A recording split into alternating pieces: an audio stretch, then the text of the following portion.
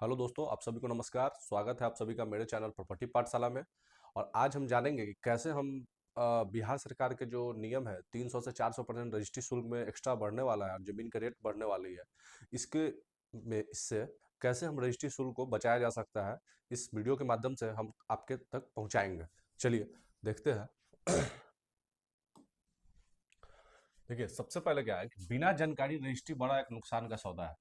जब तक आपको जानकारी नहीं है किसी चीज़ का या रजिस्ट्री का, तो आपको क्या हो सकता है कि बड़ा नुकसान की ओर ये आपको ले जा सकता है। कैसे ये नुकसान होगा, ये हम लोग अब देखिए अगर डिस्कस करेंगे। बिना कैलकुलेशन के रजिस्ट्री कराना, बिना कोई चीज़ का कैलकुलेशन के रजिस्ट्री कराना। बहुत ऐसे हमारे भाई बंधु हैं जो बाहर रहते हैं मतलब, और बाहर से आकर जमीन लेते हैं कहीं पे।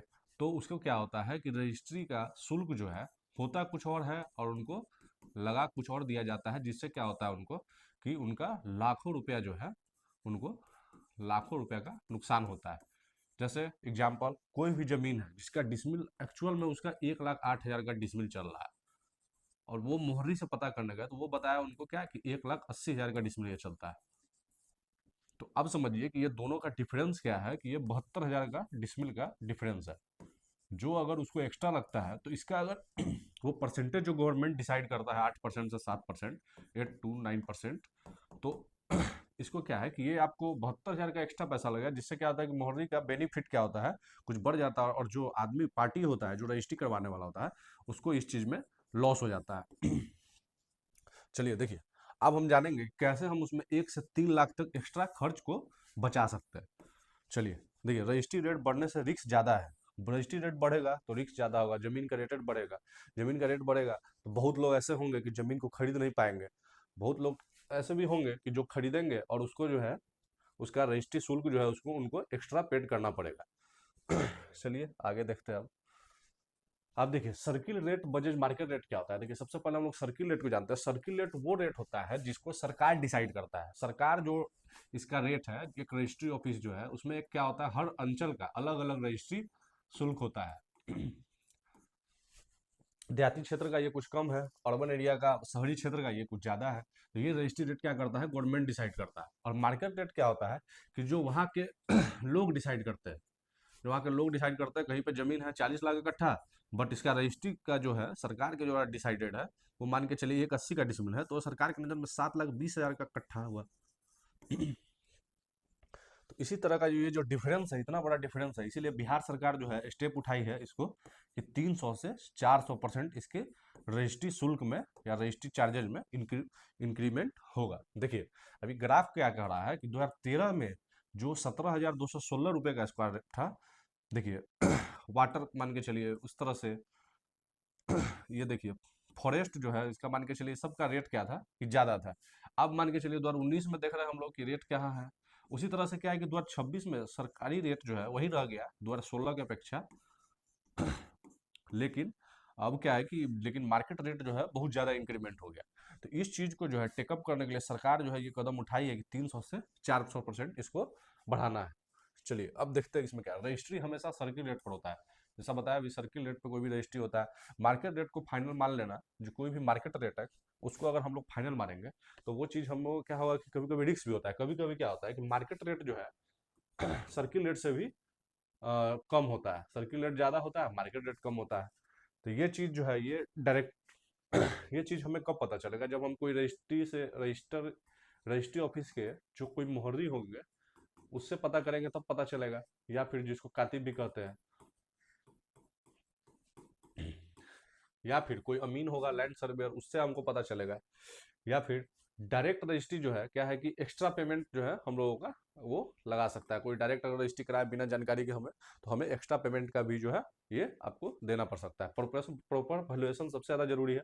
प्रॉपर वैल्यूएशन आपको बताया कि लैंड सर्वेयर करेगा, प्रॉपर्टी एडवाइजर करेंगे, और क्या करेंगे, ये मोहर्री करेंगे। ये डिसाइड करते हैं। तो ये चीज़ आपको एक कंसल्ट करना, इस चीज़ का सबसे ज़्यादा इंफॉर्मेटिव इंफॉर्मेशन इसका लेना सबसे ज़्यादा जरूरी है। चलिए आगे देखते हैं। देखिए, एग्रीमेंट टू सेल का सही उपयोग। देखिए, एग्रीमेंट सबसे पहला क्या होता है कि लोखा जोखा ब्यौरा जिसको कहते हैं हम लोग, और एक एक मतलब रजिस्टर्ड रजिस्टर्ड जो होता है कोर्ट का, हम लोग इसको कुछ चालान भरते हैं, जैसे 100 रुपया का, 1,000 का, 500 का। कुछ कोर्ट को चालान भर के उसको क्या करते हैं हम लोग कि उसको एग्रीमेंट करते हैं।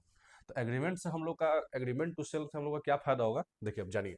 देखिए, हर समय तुरंत रजिस्ट्री जरूरी नहीं है। अब जैसे कभी कभी होता है, आपको कोई सेलर है, वो आपको जमीन बेचा, बायर टू सेलर जिसको कहते हैं, विक्रेता, वो आपको जमीन बेचा, सेलर टू बायर, और बायर को क्रेता कहते हैं। तो इसमें क्या होता है कि एग्रीमेंट में ये जो सेलर बताता है कि मैं फलाना फलाना, मेरा ये जमीन का ये नंबर है, खाता खेसरा, जिससे मैंने अपना जमीन ये क्रेता राम को फलाना फलाना रेट में जमीन को बिक्री किया, जिससे कि जिसका रजिस्ट्री का जो है समय आप जो है इसको मतलब अपने हिसाब से बना सकते हैं। 8 से 10 महीने तक लेके 12 महीने तक इसको बना सकते हैं, 6 मंथ का बना सकते हैं, जैसा आपका सुविधा होगा उस तरीका से हम इसको बना सकते हैं। देखिए, सबसे बड़ा बात है कि जैसे मान के चलिए, बहुत लोग होता क्या है कि जैसे वो 10 दूर की जमीन कोई लेते हैं, उनका बजट है 20 लाख, और 1 लाख रुपया वो रजिस्ट्री का लग है। क्या होता है, कभी कभी ये 10 दूर जमीन जब नापी करने जाता है तो ये जमीन 10 दूर पड़ के 10.5 दूर हो जाता है। अब जैसे ही आधा दूर बढ़ा तो मतलब 2 लाख का आधा, तो ये हो गया आपको सीधा 21 लाख रुपया पड़ जाता है जमीन का। तो 1 लाख में क्या हुआ कि पार्टी का बजट गड़बड़ा गया। अब उसका सैलरी 20,000 रुपया है, उसमें खर्च करना है, उसको घर भी चलाना है, तो ये 1 लाख रुपया इसको जोड़ने में फिर 6 मंथ लगने वाला है। नहीं तो आपको फिर कहीं मार्केट से उठाना पड़ेगा, कोई लोन लेना पड़ेगा, जिसका आपको बिना मतलब का इंटरेस्ट देना पड़ेगा। तो आपसे अगर सेलर आपका मान के चलिए अच्छा है, आपका वो फ्रेंडली आदमी है, आपके जान पहचान का आदमी है, या जो बिचौलिए है जिस जमीन को दिलवाया है, तो उससे आपका टर्म अच्छा है, तो फिर आप जाके क्या कर सकते हैं, इसके बीच आप इसको समय को अपने हिसाब से करवा सकते हैं। चलिए अब आगे देखिए। देखिए, एग्रीमेंट टू सेल से समय मिलता है, जैसे मैंने बताया, समय मिलता है, पैसा सुरक्षित रहता है। जो पैसा आप देते हैं इसमें पेमेंट वाइज, टाइम वाइज और डेट वाइज इस पे चढ़ता है कि आज फलाना फलाना डेट को आज मैंने श्याम जी को इतना इतना रुपया, 2 लाख 1 लाख रुपया दिया। यही इसका ब्यौरा के लिए ही एग्रीमेंट बनाया जाता है। स्टाम्प ड्यूटी सही होना चाहिए। देखिए, स्टाम्प ड्यूटी सबसे ज्यादा इंपॉर्टेंट है। एक्चुअल में होता क्या है कि कोई जमीन, अभी मैंने पहले बताया कि आपको जमीन का वैल्यूएशन कुछ होगा, लेकिन कुछ रुपए इनकम करने के लिए मोहरी, कातिब या बहुत ऐसे लोग होते हैं जो आपको क्या करते हैं कि स्टाम्प ड्यूटी आपको कम पेड करवा देते हैं। आपको बता देते हैं, आप देखिए, स्टाम्प ड्यूटी अगर आप कम पेड करेंगे तो कभी आपको गवर्नमेंट का फैसिलिटी भी उसी हिसाब से मिलेगा। अगर आप ज्यादा पेड करेंगे तो उस हिसाब से कभी आपको लोन लेना होगा तो फिर उसका आपको ज्यादा बेनिफिट मिलेगा। लेकिन जो जेन्युइन होता है ये हमें पता चलेगा रजिस्ट्री ऑफिस है। रजिस्ट्री ऑफिस का एक साइट होता है, आप साइट पे भी जाकर वो मैं आपको अगले वीडियो में बता दूंगा कि कैसे रजिस्ट्री का शुल्क कैसे निकाले। एक स्पेशल इसके लिए वीडियो मैं लाऊंगा आगे, जिसके बाद मैं आपको ये बताऊंगा। तो वो आप शुल्क वहां पे आप देख सकते हैं, साइट से जाके अपने जिला का अंचल डालेंगे, वहां से उसका साइट आपको पता चल जाएगा। चलिए,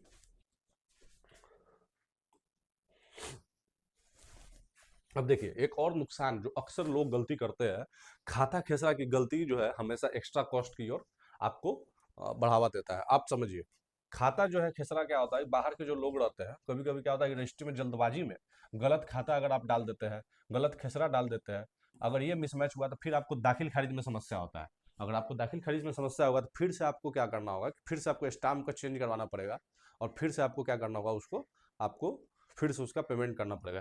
इसीलिए जब रजिस्ट्री से पहले जो है स्पेशल आप ध्यान रखें कि खाता खेसरा जो है हमारा मैच होना चाहिए, तब जाके क्या होगा कि रजिस्ट्री सही होगा। चलिए, उसके बाद चौहद्दी क्लियर होना चाहिए। चौहद्दी क्लियर करने के लिए आपको अमीन रखना पड़ेगा। अमीन जिसको लैंड सर्वर कहते हैं, अमीन रख के आप चौहद्दी लिख सकते हैं, जिससे क्या होगा, आपका जमीन का एग्जैक्ट लोकेशन आपको पता चल जाएगा। मान के चलिए, जैसे एग्जाम्पल के तौर पे ये हमारा एक जमीन है और इसका ये एक रोड है, और रोड से आपका जमीन ये यहाँ पर है, और पीछे किसी आदमी का प्लॉट है, D, A, C, और आपने ये प्लॉट खरीदा है, ये प्लॉट खरीदा है, तो इसका चौहद्दी सबसे ज्यादा है जो क्लियर होना चाहिए। अब जैसे मान के चलिए इसका चौहद्दी हम बनाएंगे तो ये हो गया north west, sorry north south east west. तो अब देखिए, मान के चलिए इसका जो साउथ में क्या है, रोड है, साउथ में इसका हम रोड लिखेंगे। अब इसके वेस्ट में क्या है, ए लिखेंगे। इसके ईस्ट में क्या है, सी लिखेंगे। और नॉर्थ में क्या है, डी लिखेंगे। अब यहाँ पे D, A, B, C के जगह पे आपका कोई आदमी का, पार्टी का आपका नाम हो सकता है, जो कि आपका अमीन, या आप खुद से भी इसको जानकारी लेके जो बेचने वाला है उनसे आप समझ के इस चीज को आप अपने केवाला पे इसको आप लिखवा सकते हैं। चलिए, रजिस्ट्री अटक जाती, देखिए रजिस्ट्री अटकेगा कब कब जब जमीन का खातेदार जो खाता धारक है उसका जो है आधार कार्ड का नंबर जो है आ, आधार पे नाम कुछ और है और आपका एक्चुअली में खाता पे नाम कुछ और है या जमाबंदी पे नाम कुछ और है, तो वो चीज़ केसेस में भी जो है आपका रजिस्ट्री अटक सकती है। तो ये सब चीज़ हम लोग हमेशा ध्यान रखेंगे, खाता गलत हो जाएगा तब तब अटक सकता है। तो ये सब चीज़ हम लोग विशेष ध्यान करते हैं। क्रॉस चेक एकदम जरूरी है, क्रॉस चेक हमेशा करें। कोई भी केवाला है, कोई जानकार आदमी को आप उस दिन रजिस्ट्री के दिन लेकर जाए, और जिससे आपको क्या हो कि भविष्य में लाखों का परेशानी होने से बच जाए और उसके बाद आपका दाखिल खारिज होने में आपको समस्या ना हो। चलिए अगला पॉइंट देखिए, अर्बन बजट रूरल चार्ट। अब देखिए शहरी क्षेत्र का क्या है कि शहरी क्षेत्र का भी रेट जो है और ज़्यादा बढ़ेगा, क्योंकि उस पर अगर आप समझिए कि शहरी क्षेत्र का क्या है कि ज़मीन का रेट ज़्यादा है, ज़मीन का रेट ज़्यादा है, तो वहाँ का प्रति रेट जो सर्किल रेट है सरकार जो डिसाइड किया हुआ है वो भी हमेशा से ज़्यादा ही है। अब देखिए कि अर्बन एरिया में क्या है कि ज़्यादा चार्ज शुरू से ही है, अर्बन एरिया में चार्जेज जो है शुरू से ही ज़्यादा है और रूरल एरिया में चार्जेज कम है। जब बहुत लोग ऐसा होता है कि जो आप इन्वेस्टमेंट के पर्पज से जब आप लेना चाहते हैं, तो कभी कभी क्या होता है कि प्रॉपर जो अंचल होता है वहाँ की जमीन का रेटेड बहुत ज़्यादा हाई होती है, लेकिन उसी से सटा हुआ चौहद्दी में कोई गांव है जो कि देहाती क्षेत्र है और वो दोनों मतलब समझिए कि सेंटर पे है, तो क्या है कि आपको वहाँ पे एक प्रॉपर अच्छा इन्वेस्टमेंट है जिसे आप इन्वेस्ट कीजिएगा तो आपका रजिस्ट्री शुल्क बचेगा, लेकिन रेट जमीन का क्या होगा आपको उसी हिसाब से बढ़ता रहेगा। जैसे मान के चलिए, एग्जाम्पल हम आपको बता रहे हैं, जो गाँव है, अब ये मान के चलिए कोई न्यू दिल्ली उससे सटा हुआ कोई गांव है गुड़गांव, आप देखें कि ये किस तरह से राइज किया, लेकिन न्यू दिल्ली का क्या था उस टाइम में सर्किल रेट ज़्यादा रहा होगा, गुड़गांव का कम रहा होगा, तो लोग क्या किए गुड़गांव में इन्वेस्टमेंट किए, जिसके वजह से क्या है कि उनका जमीन का रेटेड भी हाई ज़्यादा हुआ, इंक्रीमेंट जमीन के रेट का दोनों बराबर ही हो रहा है। तो इसीलिए जो है आप क्या बहुत लोग ऐसा करते हैं कि जो अर्बन और रूरल का जो बाउंड्री एरिया होता है वहाँ पे इन्वेस्टमेंट करते हैं, जिससे क्या होगा उनको रजिस्ट्री शुल्क बचता है और जो है जमीन का इंक्रीमेंट सेम ही मिलता है। तो ये चीज़ हम लोग फिर देखिए सिर्फ प्लॉट देखकर डिसीजन न ले, सिर्फ प्लॉट देख लिए और उसको डिसीजन ले लिए नहीं, पहले प्लॉट के बारे में समझे, उसके बारे में उसका आइडिया लगाए कि उस पर रजिस्ट्री शुल्क क्या लगता है, क्या इसका जो है सर्किल रेट है, क्या इसका बाउंड्री है, क्या इसका चौहद्दी है, हर चीज़ देखे, जिससे क्या होगा कि आपको भविष्य में आसानी से आप एक फाइनेंशियल लॉस से हमेशा बचेंगे, आपके आर्थिक मंदी आप पे नहीं आएगी। चलिए एरिया क्लासिफिकेशन देखकर डिसीजन, एरिया देखकर आपको डिसीजन लेना है। जैसा मैंने बताया कि आप बाउंड्री एरिया में लेंगे तो आपको क्या होगा कि रजिस्ट्री शुल्क हमेशा बचेगा, आप अगर शहरी क्षेत्र में लेंगे तो आपको रजिस्ट्री शुल्क ज़्यादा लगेगा, रूरल एरिया में लेंगे तो रजिस्ट्री शुल्क कम लगेगा। तो ये चीज़ हम लोग आप अपने अपने समझ से आप इसको देख सकते हैं। चलिए लैंड सर्वेयर से वैल्यूएशन क्यों, देखिए लैंड सर्वेयर से वैल्यूएशन आप करा सकते हैं। लैंड सर्वेयर को क्या होता है कि उस एरिया का उसके पास नक्शा रहता है, उसके पास उसके जानकारी रहता है, वो प्रॉपर वहाँ पे नापी करते हैं एक मतलब प्रॉपर लैंड लैंड सर्वेयर मतलब अमीन होता है, लैंड सर्वेयर का मतलब होता है अमीन। जब आप इससे जानकारी लेंगे तो उसके पास ऑलरेडी उस सब चीज़ों की जानकारी रहती है कि कहाँ का क्या वैल्यूएशन चल रहा है। अब देखिए एक्चुअल लैंड वैल्यू आपको पता चलेगी, जैसे आप अमीन से लेंगे तो वो आपको बताएगा कि हाँ भाई यहाँ पे इस रेट का जमीन चलता है, ये इसका सर्किल रेट है। लीगल रिस्क पहले क्लियर होता है। अमीन को क्या होता है कि हर चीज़ का आइडिया होता है, जिससे आपको क्या करेगा वो कि आपको बता देगा कि ये खाता सही है, ये खसरा सही है, ये जमाबंदी सही है, रजिस्टर टू चेक करवा देगा आपको कर्मचारी से। तो ये सब चीज़ आप अमीन से अच्छे से समझ सकते हैं। फ्यूचर डिस्प्यूट से आप बचेंगे, आप प्रॉपर अगर नापी करा लेंगे, अपना सीमांकन करा लेंगे तो आपका क्या होगा कि आप प्रॉपर प्रॉपर कभी भी फ्यूचर डिस्प्यूट से आप बच जाएंगे। चलिए एक बार की सलाह लाखों की बचत। बहुत लोग होता है कि अमीन का पैसा बचा लेते हैं 1,000 2,000 रुपया, तो उससे क्या होता है वो सोचते हैं कि बहुत अच्छा काम किया, लेकिन क्या होता है भविष्य में वो चीज़ उनको बहुत महंगा पड़ जाता है। ये 2,000 रुपया उनको 2 लाख के बराबर में आपको पड़ जाता है। तो ये चीज़ हमेशा याद रखें कि अमीन का जो चार्जेस होता है अमीन को जरूर रखें, उनसे समझे, सही सलाह लें, जिससे आपको भविष्य में परेशानी की सामना न करना पड़े। चलिए देखिए सही जानकारी सही निवेश ये हमारा सबसे मेन मोटो है, और इसी तरह से आप हम लोग हमारे साथ इसको जुड़े रहिए। देखिए रजिस्ट्री रेट बढ़ी है लेकिन जानकारी हो तो नुकसान नहीं होगा। जैसे आपके पास अगर सही जानकारी हो तो आपको नुकसान नहीं होगा, और सही जानकारी आपको मेरे वीडियो के माध्यम से लगातार मिलती रहेगी।